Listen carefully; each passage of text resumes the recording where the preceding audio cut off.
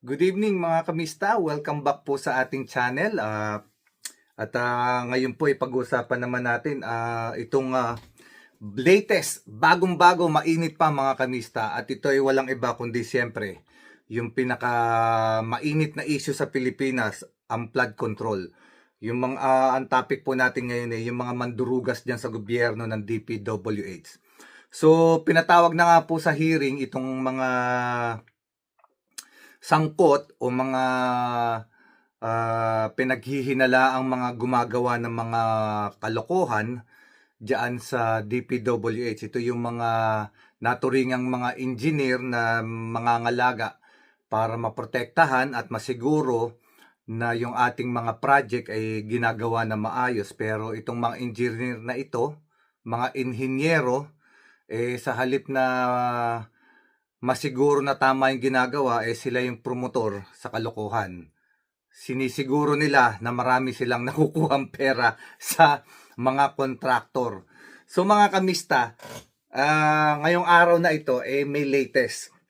Ito pong Assistant District Engineer na si Bryce Hernandez ay na-cite in contempt. Siya po ang kauna-unahan na makukulong sa Senado dahil po sa patuloy na pagsisinungaling. Kasi po, bigyan ko kayo ng konting background. Ito pong si Bryce Hernandez, ito yung district engineer na ang sweldo lamang niya ay 70,000 pesos a month. Pero meron po siyang Lamborghini. Meron din po siyang mamahaling relo. At meron din po siyang mga pera na ipinatatalo sa casino. Ang madalas po niya na naka-record po ay nagpapatalo po siya ng halagang 7 million, 10 million, 15 million. Ganyan po siya kalakas magpatalo.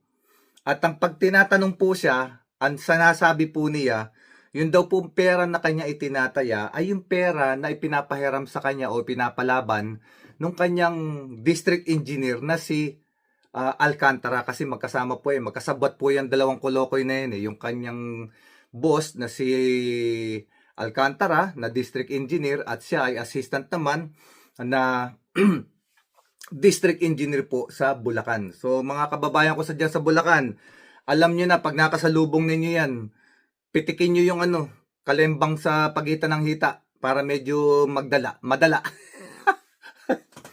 Mga yan mga mga kulokoy.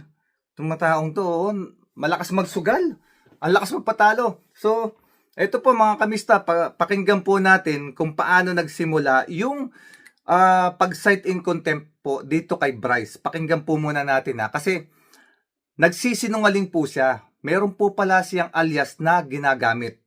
Ipapakita ko po, nandito po, ipopost ko po yan. Papakita ko yung mga muka nila na iba ang pangalan. Kasi bawal po kasi ang pumasok ang isang empleyado ng gobyerno sa mga establishmento katulad ng casino. Kasi bawal po yan, protocol po yan. Hindi ka po pwedeng magsugal o pumasok sa casino pag ikaw po ay opisyal ng gobyerno. Lalong-lalo na po kung ikaw pa ay isang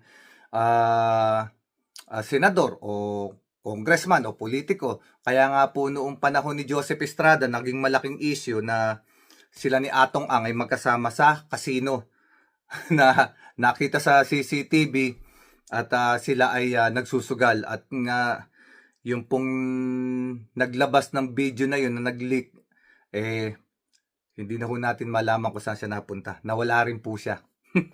Anyway, forget that. Hindi yun ang topic natin. Ang topic natin ay itong si Bryce Hernandez na kauna-unahang nakulong sa Senado dahil po sa pagsisinungaling. Nandiyan po, makikita niyo po yung picture niya at yung ID na ginagamit po nila. At ito, pakinggan po natin yung sinabi ni Senator Marcoleta na doon sa mga natatalo, mga pinapatalo nila. Pakinggan po natin ng konti, ha? Marvin Santos de Guzman. Kaya kapag hindi ka nagsabi ng totoo ngayon. Yan po. Ang pangalan po niya kasi na ginagamit pag siya'y pumapasok sa casino ay Marvin Santos de Guzman. Akala ko nga Marvin de Guzman Muntik pa maging artista. Anyway, tuloy natin mga kamista. Ikaw ang kauna-unahang masasight in contempt at hindi ka makakauwi sa araw na ito. Your Honor, nagsasabi. Sabihin mo na yung totoo, sapagkat dito sa record namin, halimbawa, noong March 2025, Okada ito nanalo ka ng 6,653,500 pesos. April 1, natalo ka ng 25 million plus. May 2025, natalo ka ng 10 million. Ayun, June 2025, natalo ka ng 14,160,750. July 2025, nanalo ka ng 15,914,000. Ito recorded ito eh. Kung hindi ka magtatapat, I will cite you in contempt. Your Honor, Kanino mo kinukuha ang mga perang ginagasta mo? Your Honor, sinasabi niyo po is Okada po. O ano pa yung tama sasabihin po ba ko? yun? Ito nga, record nga ito eh. Kanino nang gagaling ang perang ginagasta mo para magkasino ka? Okay, yun po narinig nyo mga kamista. Siyempre, nananalo rin naman siya.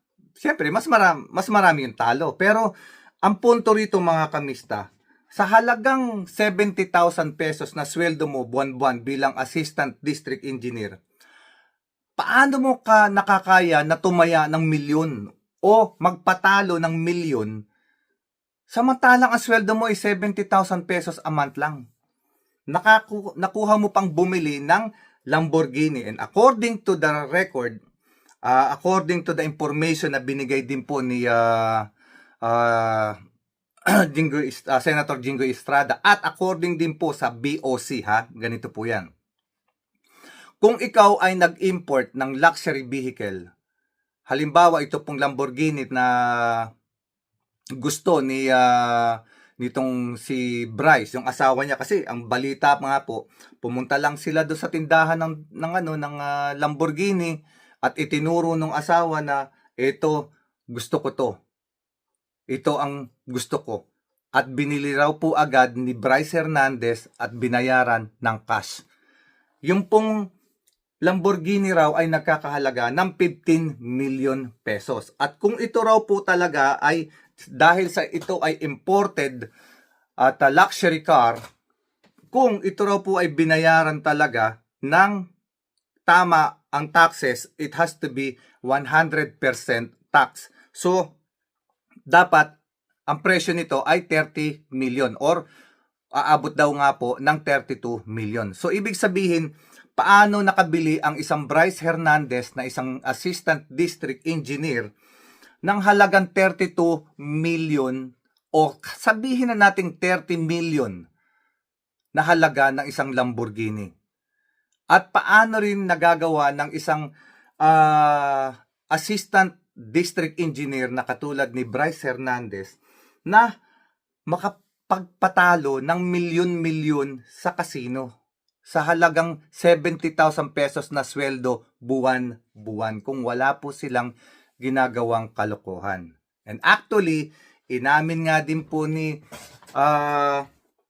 nitong si tawag dito, itong si Bryce Hernandez na ito nga pong sila Diskaya ay nagbigay din po ng pera sa kanya. Hindi po niya tahasang sinabi kung sino, pero pagka raw po nagpapadala ng pera at sa kanya pinapadaan kay Bryce Hernandez, ay nakailagay lamang daw po ito sa box ng noodles.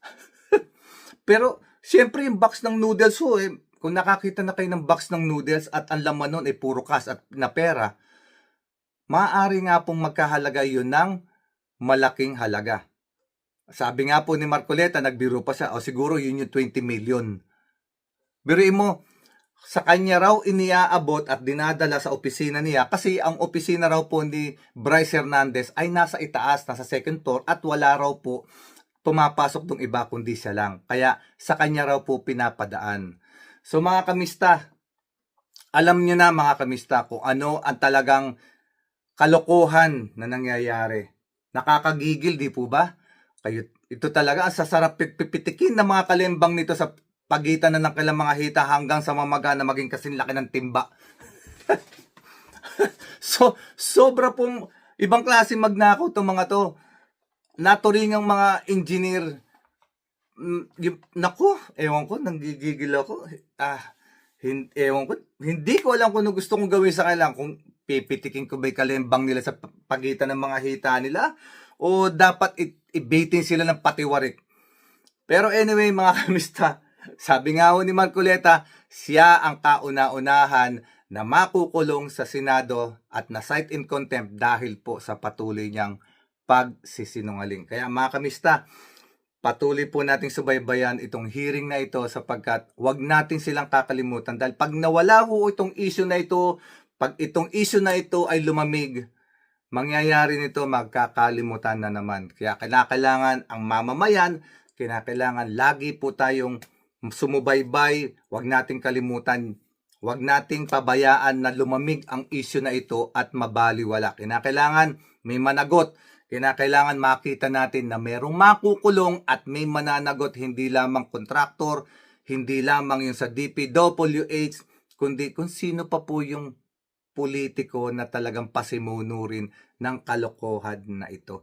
So mga kamista, alam niyo na, pag nakasalubong niyo dyan sa mga taga Bulacan, nakasalubong niyo yung Lamborghini ni Bryce, batuhin niyo. Pasagin niyo sa lamig. Pera ninyo naman yan. Pera ng bayan yan. Kawawa ang Bulacan. Puro alipungan na yung mga paa ng mga taga Bulacan dahil sa kalokohan ng mga yan. So mga kamista, hanggang sa muli. Joke lang yun ha. Huwag joke seryosohin. Kasi kahit na baka mademanda rin kayo pagka ginawa ninyo yun. Kasi damage to property. So mga kamista, nasasabi lang natin to kasi nanggigigil tayo sa kalokohan ng mga taong ito. So, basta't alam ninyo, may nakita ko dyan ng mga project na flood control at alam ninyo na hindi maganda, picturean nyo, i-video nyo, i-post ninyo sa social media para lalong uminit, para makita ng taong bayan yung mga kalokohan na yan. So mga kamista, hanggang sa muli, I hope meron ako naibigay na update sa inyo. At huwag niyo pong kakalimutan, kung hindi pa po kita subscriber, please subscribe, like, and share mga kamista. Salamat po doon sa mga subscriber natin. Umabot na po tayo ng 13,200. Maraming po salamat sa inyo. At sana po lumago pa po yung ating community. Sa mga kapatid nating mga Muslim, Assalamualaikum. God bless us all. Hanggang sa muli mga kamista. Kita-kita ulit tayo sa susunod na vlog natin. See ya!